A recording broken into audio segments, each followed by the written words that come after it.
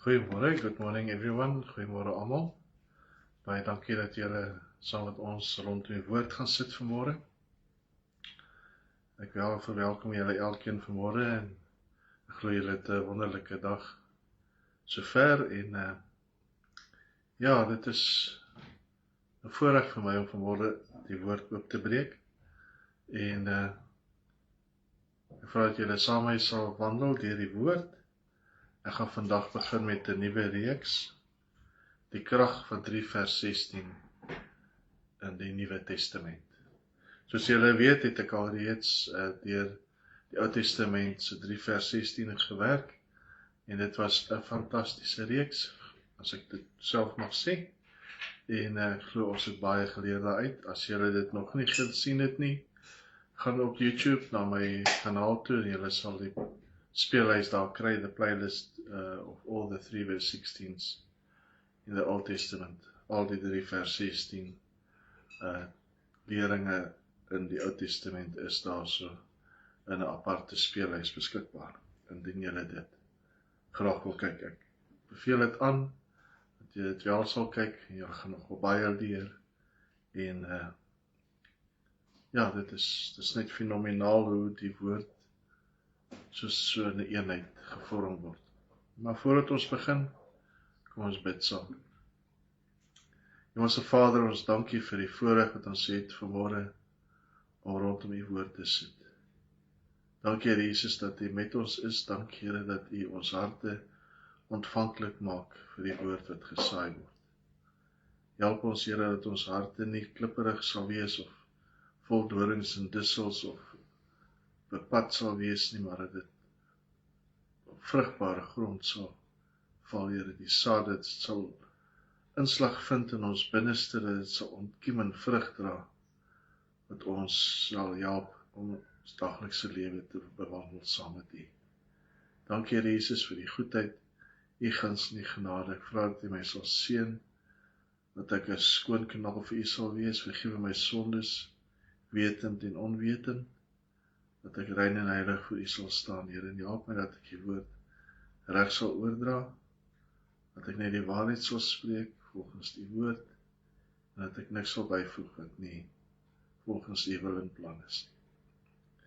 Here, ek bid vanmôre veral vir Stuart, maar hy sy vroukie 2 weke terug aan die dood afgestaan het. Weer vra as U dit met hom sal wees, deur hierdie proses van rou. Ons vra dat U hom sal ondersteun, dat U hom net nuwe krag sal gee, dat U hom sal omvou in U liefde, dat hy net vandag sal besef hoe baie lief U hom het, dat U vir hom nuwe krag gee om te kan aangaan. Dankie Here Jesus. Amen. Dankie Here. So ek wil vandag begin met 3 vers 16 in die Ou Testament. Nie Ou Testament nie, die Nuwe Testament. So my openingsskrifgedeelte is die welbekende Johannes 3 vers 16, en ek glo ons elkeen, of ons nou 'n kind van die Here is, en of ons nie 'n kind van die Here is nie, het al een of ander stadium in ons lewens 3 vers 16 gesien, gehoor, in die sekulêre wêreld gesien. Ons sien dit so baie rond as mense na die sportarenas toe gaan. 3 vers 16, 3 vers 16, 3 vers 16, John 3 vers 16. Maar wat beteken dit nou eintlik vir ons? Kom ons lees dit daar, en ek wil vanmôre die Amplified gebruik. Blaai saam met my na Johannes 3 vers 16. Ek lees dit in die Amplified, maar soos ons deesdae sê, take your tablet and scroll to John 3 vers 16. Ons is nou weer in die prehistoriese tye, waar alles op tablette geskryf is en op scrolls neergepen is. So take your tablet and scroll with me to John 3 verse 16. I'm reading from the Amplified version this morning. Verse 16. For God so greatly loved and dearly prized the world, that he even gave up his only begotten and unique Son, so that whoever believes in, trusts in, clings to, and relies on him, shall not perish or come to destruction or be lost, but have eternal, everlasting life. Wil dit vir ons dan ook in die King James lees? For God so loved the world that he gave his only begotten Son, that whosoever believeth in him shall not perish, but have everlasting life. Verskoon my, is dit nie 'n fenominale skrifgedeelte nie? Dit is so fenomenaal dat elke persoon, ek het al reeds gesê, weet van John 3 vers 16. For God so loved the world. Wat vir my nogal fenomenaal is dat Johannes hier geskryf het, want ons weet Johannes 3 gaan oor waar Nicodemus na Jesus toe gekom het in die nag en gevra het, wat moet hy doen om ewige lewe te hê, en Jesus sê toe vir hom, jy moet weer gebore word.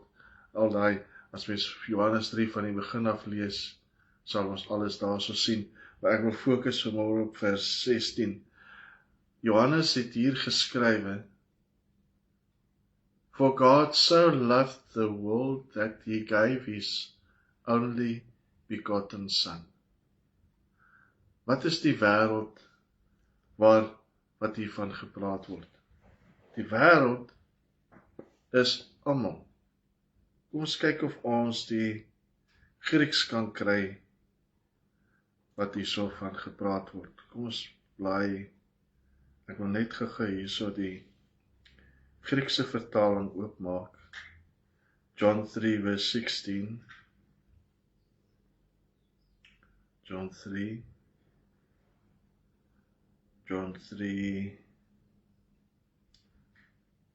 not Jonah, John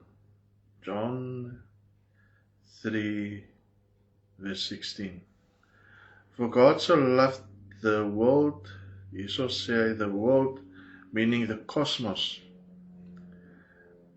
By implication, the world in a wide or narrow sense, including its inhabitants, literally or figuratively. So wat het Johannes hierso gesê? God het vir Jesus na die wêreld toe gestuur, na die inhabitants of the earth. Maar Jesus sê op 'n stadium, ek het eerstens gekom vir die verlore skape van Jerusalem. Maar hier sê Johannes, in Johannes 3, For God so loved the world that he sent his only begotten Son. Before Jesus was crucified for the world's sin, John wrote John 3 verse 16.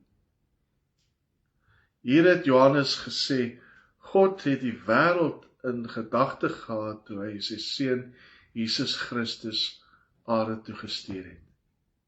Dis nog voordat Jesus gekruisig is aan die kruis van Golgotha, het Johannes verklaar dat God 'n plan het met die wêreld.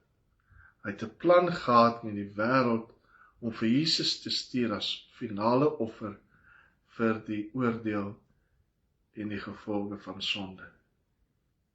For the wages of sin is death. Jesus het aarde toe gekom om daardie sonde se oorsaak, die sondes gevolge, die dood, mee te deel. Die ewige verwydering van die mens en God het Jesus kom deel aan die kruis van Golgotha. Maar nie net vir die Jode nie, maar ook vir die hele wêreld. En dis waar Jesus in Matteus 28 sê, gaan dan heen, maak disippels van alle nasies. Nie net die Jode nie. Maar hoe dit gebeur dat dit na die alle nasies toe gegaan het? Ja, dit het happen that the gospel went out to all the world. The gospel was preached in Jerusalem. Kom ons lees gou daar, Handelinge 2. So mooi, Handelinge 2. Handelinge 1, sorry julle. Handelinge 1.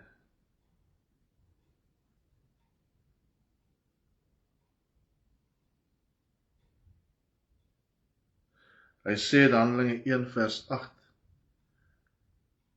Nee, Amplified oopmaak hier. Handelinge 1 vers 8.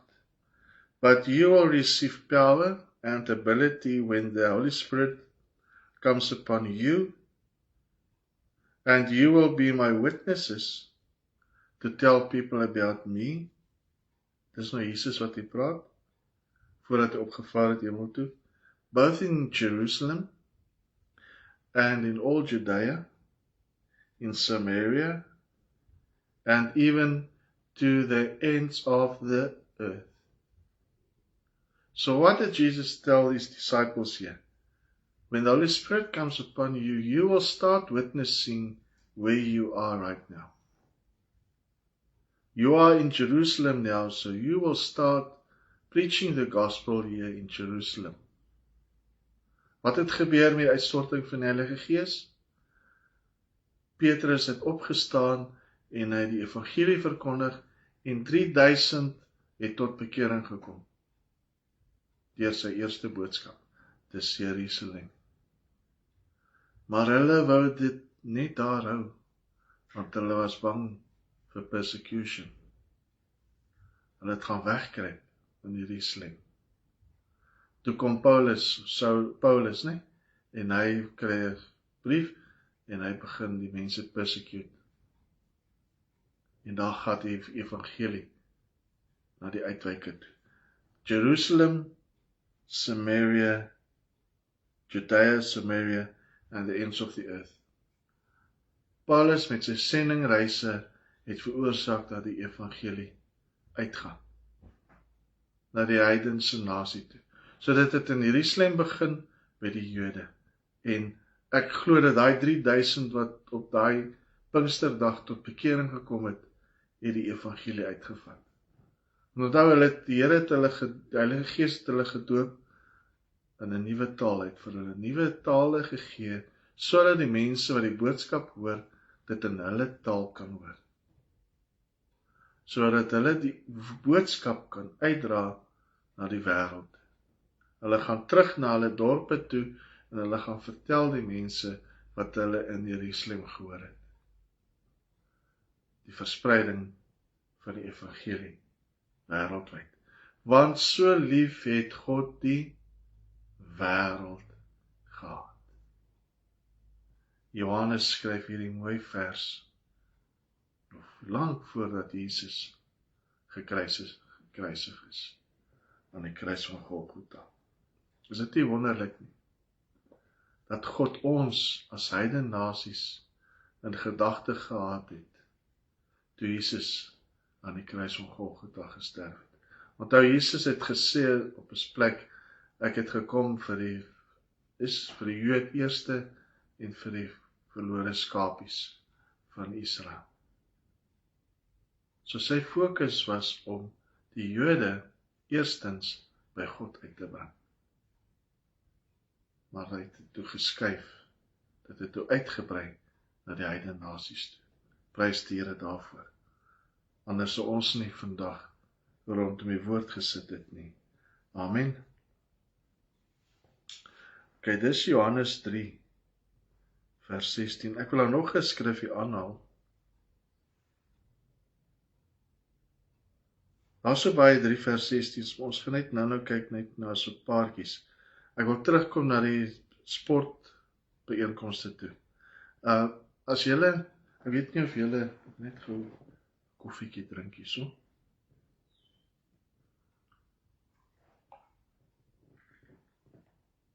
My keel is bietjie droog, sorry julle. Het julle al hierdie WWE rofstoei gekyk. Dan sien hulle oral daar op die paviljoene 3 verse 16, ouens wat die plakkaat op het van 3 verse 16. En toe het ek bietjie gaan navorsing doen oor wat is die oorsprong van hierdie 3 verse 16 fenomena wat so by die WWE bekend tentoongestel word. Ek wil net hier so lees. Have you seen the WWF, WWE wrestling with the fans displaying on their big posters the phrase 3 verse 16? It comes from Austin 3 verse 16. It happened on the 23rd of June 1996 at the King of the Ring pay-per-view Milwaukee, Wisconsin ring. Following his victory over Jake the Snake Roberts, Austin mocked Roberts' born-again Christian character, referencing the Bible verse John 3 verse 16. It is considered one of the most famous promos in wrestling history, shifting the landscape of WWE and launching the Attitude Era. 3 verse 16 Day, or WWE, recognizes March the 16th as 3 verse 16 Day to celebrate the legacy of Stone Cold Steve Austin. The phrase became a staple on merchandise and helped cement Austin as the biggest star in the company. The world always has the audacity to take the authentic and make a cheap counterfeit. And we as children of God are wasting our time on these counterfeits. Remember that sermon I preached about the plastic plant? I just to refresh your memory, my wife bought a plastic plant and she put it there in the bathroom. And I kept on watering that thing every week. Ek het daai plantjie getrou water gegee, elke week. En op 'n stadium toe kom sy in die badkamer in en sy sien ek gee die ding water. Sy vra toe vir my, wat is ek nou mee besig? Hoekom gee ek hierdie ding water? Sê maar die plantjie moet water kry want hy moet lewe. As ek nie vir hom water gee nie, gaan hy nie leef nie. Toe sê maar die ding dis 'n plastiek plant, dit is 'n counterfeit. Dis nie reël nie. You are wasting your resources and your time on something that is not true, on something that is counterfeit. And it made me think, are we wasting our time on counterfeit stuff in our daily lives? Spandeer ons energie en ons resources, ons gedagtes, spandeer ons dit op goed wat ewigheidswaarde het, of spandeer ons dit op goed wat ons tyd steel? Goed wat ons tyd aanspandeer, wat geen waarde toevoeg tot ons geestelike lewe nie. Waarmee hou ons daagliks besig? What are we busy with every day? I kept watering a dead plastic plant that did not need it. If you are guilty, stop immediately and get rid of the stuff that mean nothing and add nothing to your spiritual life. I'm preaching to myself as well. Over the coming weeks or months, we will explore 3 verse 16 in the New Testament on a weekly basis. Today's message is just an overview, and I want to run through a few verses just to net om julle geïnteresseerd te maak in die boodskappe wat gaan kom. Net so overview van wat ons gaan behandel. The Bible isn't just random. God has woven beautiful threads throughout it, and these 3 verse 16s form a kind of a highlight reel of core Christian truths. Point number 1, the first point that 3 verse 16 does is, it shows us that the gospel begins with God's love. We already discussed John 3 verse 16. The gospel is not man reaching God, but God reaching man. Love is the motive, giving is the action, and faith is the response. Is it nie mooi nie? For God so loved, that is the motive of John 3 verse 16. The action of G3 verse 16 is giving. For God so loved the world that He gave His only begotten Son. And the response of faith, of God's love and giving, is faith. For God so loved the world that He gave His only begotten Son. And then whosoever believeth in Him will be saved. Nee? Dis so mooi. For God so greatly loved and dearly prized the world that He gave up His only begotten Son, so that whoever believes in Him shall not perish, but have eternal life. If you believe that Jesus Christ died on the cross of Calvary for your sins, and that you have given yourself to the Lord and accepted Him as Lord and Savior, you have eternal life. That is the core of the gospel. If John 3 verse 16 shows us why God saves, the rest of the New Testament shows us how that salvation works in us. Number 2, the gospel produces transformation. Let's read 2 Corinthians 3 verse 16. 2 Corinthians 3 verse 16. But whenever a person turns in repentance to the Lord, the veil is stripped off and taken away. Salvation removes blindness. Turning to Christ brings revelation. Christianity is not behavior modification, it is unveiling your vision.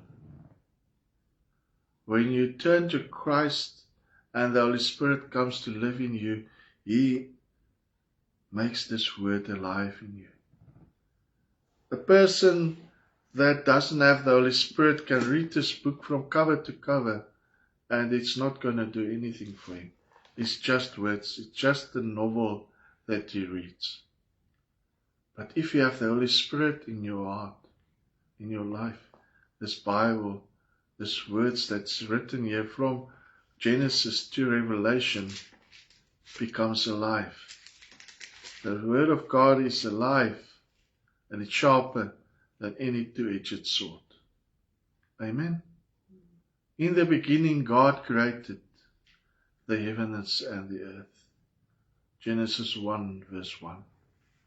And it ends with Revelation.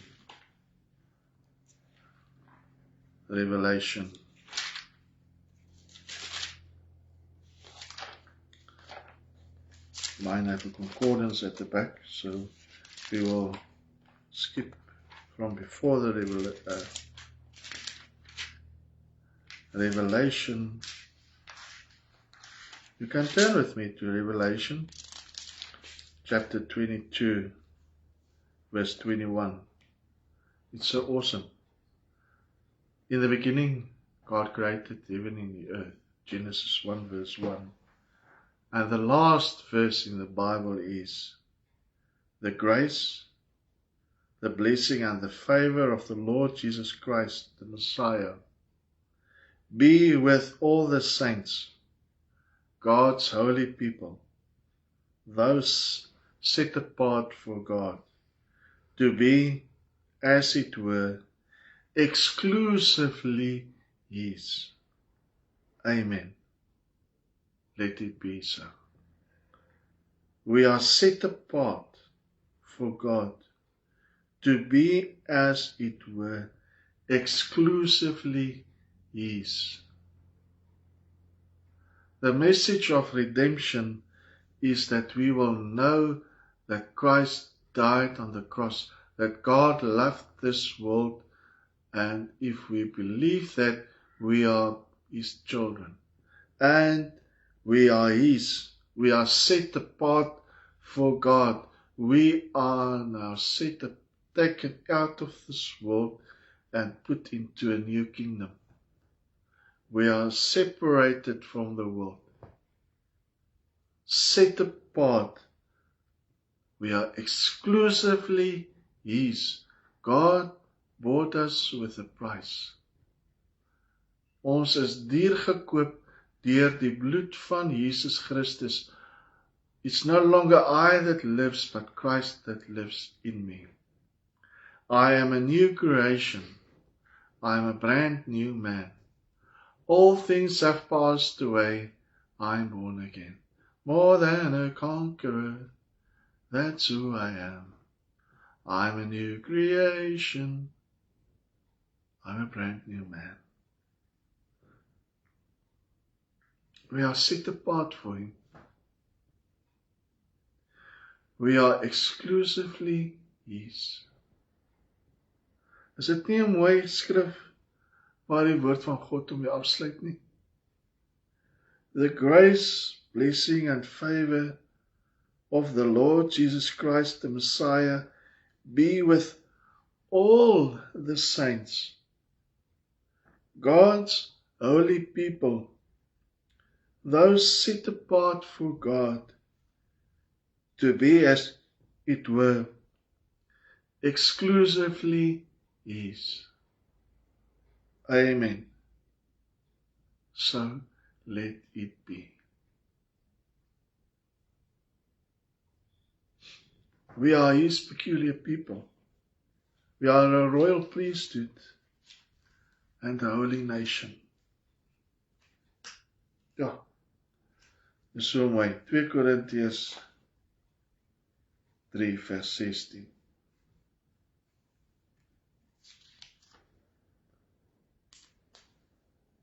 But whenever a person turns in repentance to the Lord, the veil is stripped off and taken away. Daai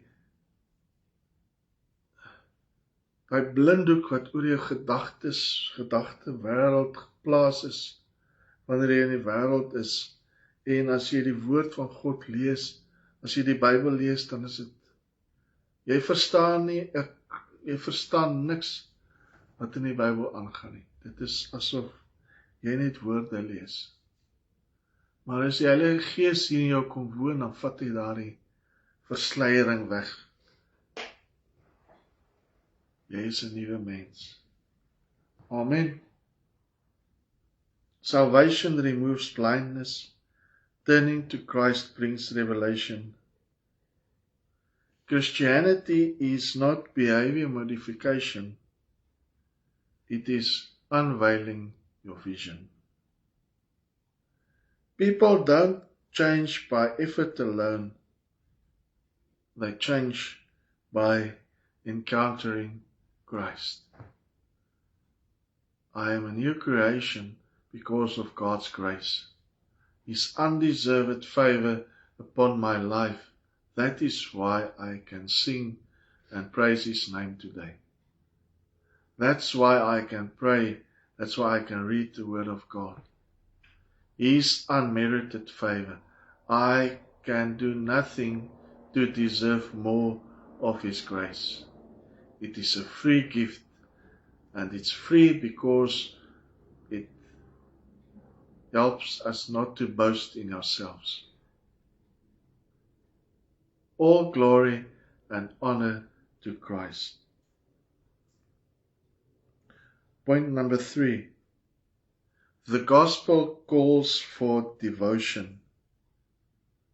Colossians 3, verse 16.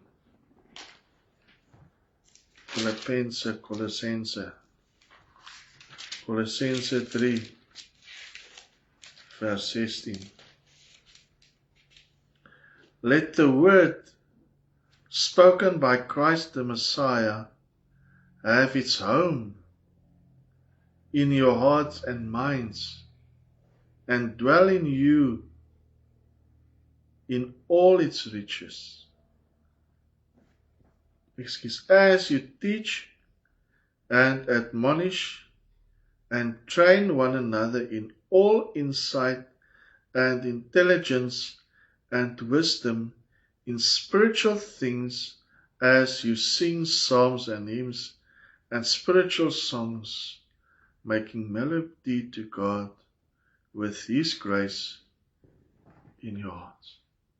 Ja, dis 'n baie mooi skrif hierdie. Ek wil dit net weer lees. Let the word spoken by Christ the Messiah have its home in your hearts and in your minds. God se woord moet kom vesting vind in jou hart en in jou gedagte wêreld. And dwell in you in all its richness. As you teach and admonish and train one another in all insight and intelligence and wisdom in spiritual things, as you sing psalms and hymns and spiritual songs, making melody to God with His grace in your hearts. Ek dink ons moet hierdie skrif gaan memoriseer. Colossians 3 verse 16. Ek dink dit is basies in 'n neutedop waaroor ons geestelike lewe handel. Heilige Gees kom woon in ons. Die woord, as ons die woord bestudeer van Genesis tot Openbaring, dan gaan dit kom inslag vind in ons hart en in ons gedagtes. En dit transformeer ons, sodat ons mens mekaar kan leer en mekaar kan ondermoedig, ondersteun en bemoedig. Daar het ek nou 'n nuwe Afrikaanse woord geskep. Ondermoedig. Ondersteun en bemoedig. Ons kan dit gebruik. Ondermoedig. Ondersteun mekaar en bemoedig mekaar in die woord. Amen. Colossense 3, vers 16. The word must not visit, it must dwell. Onthou jy, ons harte is nie 'n bed and breakfast nie. Ons harte is 'n huis waar die Heilige Gees moet kom woning maak. Nie net kom bly vir 'n nag en dan uit huis weggaan nie. Hy moet kom woon in ons. We must teach, worship, and through that gratitude flow from a word-filled life. As jy nie gediep gewortel is in die woord van God nie, is jou geestelike lewe ook nie diep nie. As jy net 'n oppervlakkige Bybelstudie doen, dan is jou geestelike lewe ook oppervlakkig. Hoe dieper jy in die woord delf, hoe meer tyd jy in die woord spandeer, hoe dieper en hoe sterker is jou woordkennis. Punt nommer 4.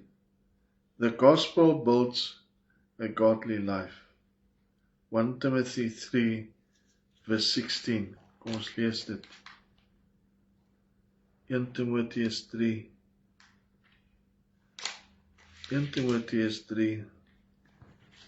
vers vers 16.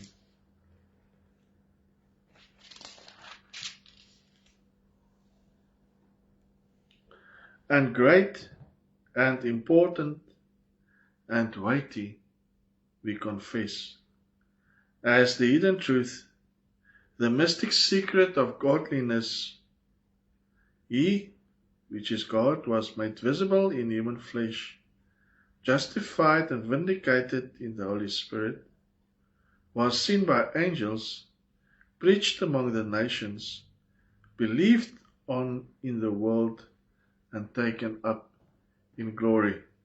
Timotheus praat hier van, Paulus praat hier van Jesus Christus.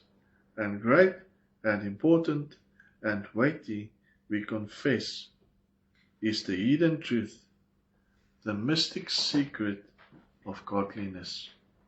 He was made visible in human flesh, justified and vindicated in the Holy Spirit, was seen by angels, preached among the nations, believed on in the world, and taken up in glory.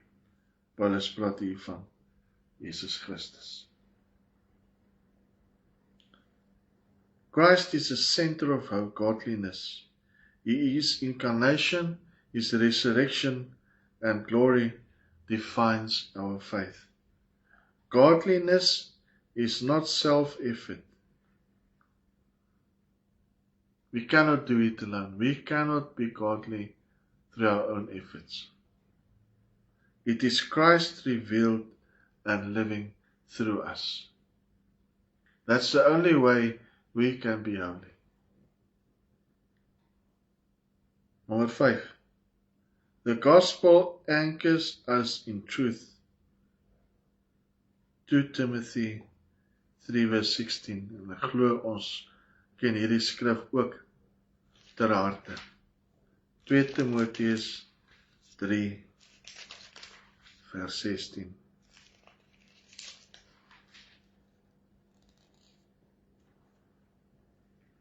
Ek wil sommer vers 17 ook lees.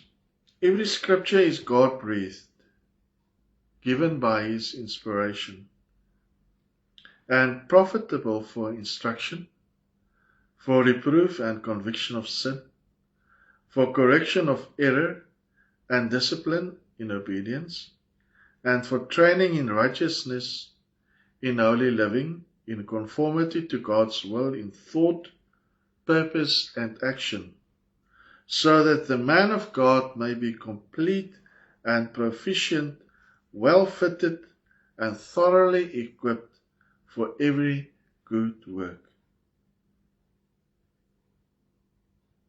You must be equipped for every good work. And the only way to be equipped is by studying the Word of God. Every scripture. Ons kan nie net 'n gedeelte in die woord van God vat en daarmee hardloop vir die res van ons lewe nie.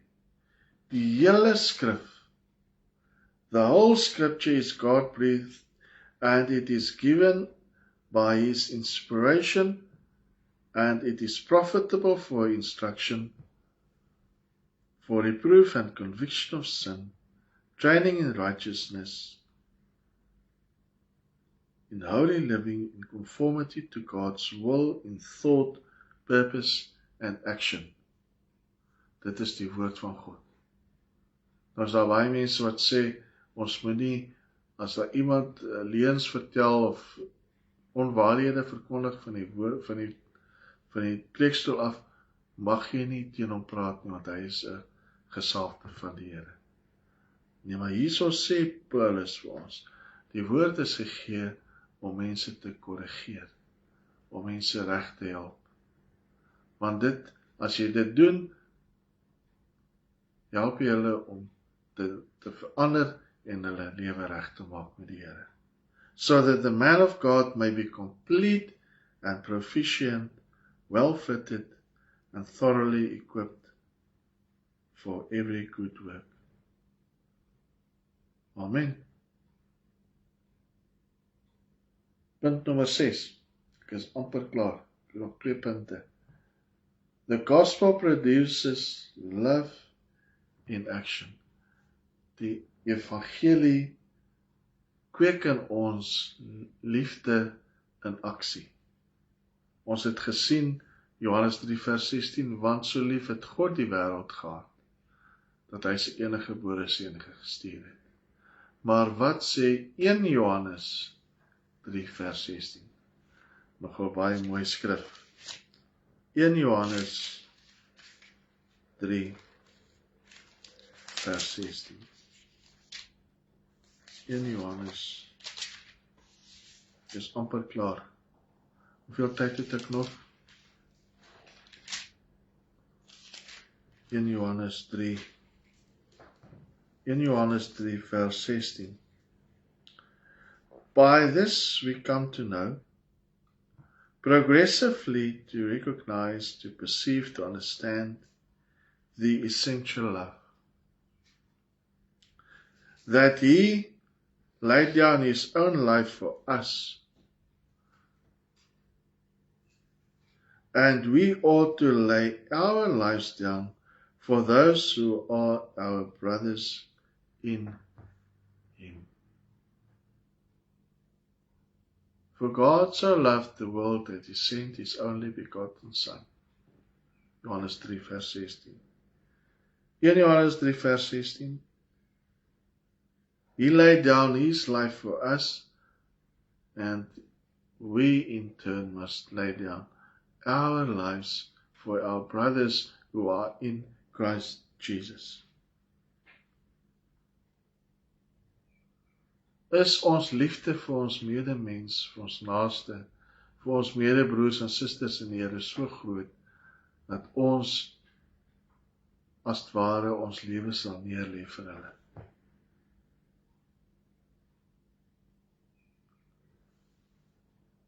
Ja, dis 'n moeilike een.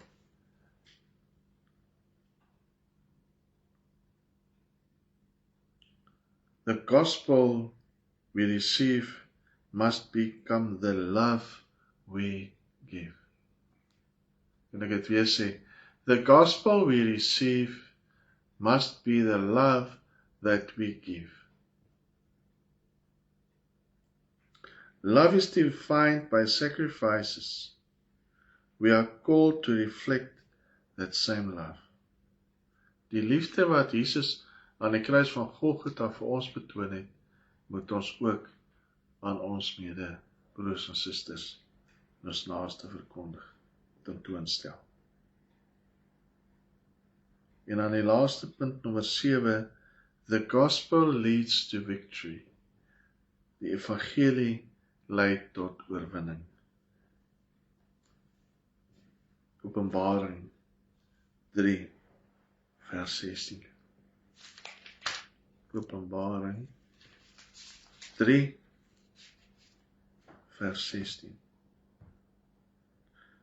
So because you are lukewarm and neither cold nor hot, I will spew you out of my mouth. This is a warning against spiritual complacency. The gospel demands a response. We must be either hot or cold, but not lukewarm.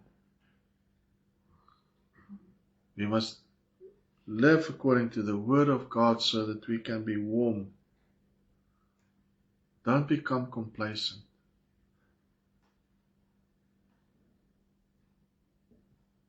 Jesus rejects neutrality. From John to Revelation, the 3 verse 16 thread reveals God's love in John, our transformation in Corinthians, our devotion in Colossians, our foundation in Timothy, our expression in John's epistle, and our urgency in Revelation. The gospel is not just a verse to memorize, it is a life to live. And then I want to ask the following questions. Have you received the love of John 3 verse 16? If not, we will pray for you that you will receive the love of John 3 verse 16. Are you walking in the truth of 2 Timothy 3 verse 16? And are you living out the love of 1 John 3 verse 16? Kom ons bid saam. Hemelse Vader, baie dankie dat ons vanmôre rondom die woord kon gesit het. Dat ons net so in kort die kragtige boodskap van 3 vers 16 in die Nuwe Testament kom behandel. En as daar mense vanmôre is wat na hierdie boodskap luister, wat nog nie 'n besluit vir U geneem het, Here. Dat hulle op daardie plek sal kom waar die Heilige Gees hulle harte sal sag maak, dat hulle lewens met U sal regmaak, Here. Dat hulle U sal aanvaar as verlosser en saligmaker van hulle lewens. En dat hulle lewens sal omkeer met die hulp van die Heilige Gees, sodat hulle getransformeer kan word in die waarheid van die woord. Dat daar die versleiering van hulle verstande, van hulle hoofde en van hulle oë af verwyder sal word, dat hulle die woord sal kan bestudeer en dat die woord lewendig sal word in hulle harte en in hulle lewens.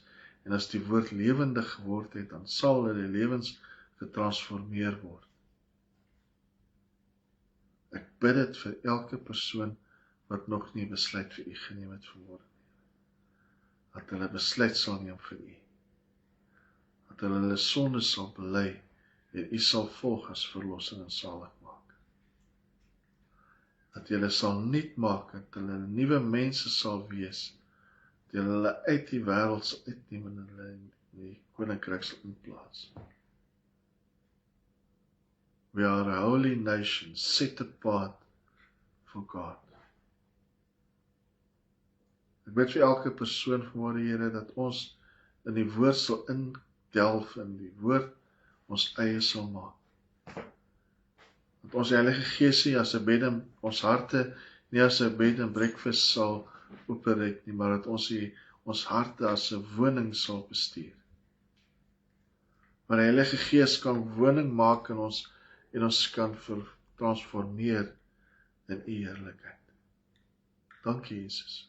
Ek bid vir elke persoon vanmôre, Here, dat U sal seën, dat U hulle grondgebied sal uitbrei, dat U liefde en vrede met hulle sal wees in die week wat voorlê. Dankie, Jesus. Ons loof en prys U. Amen. Dankie julle. Thank you very much for your time. We appreciate you. Thank you. Bye-bye. Laat die seën van die Here met julle wees. Amen.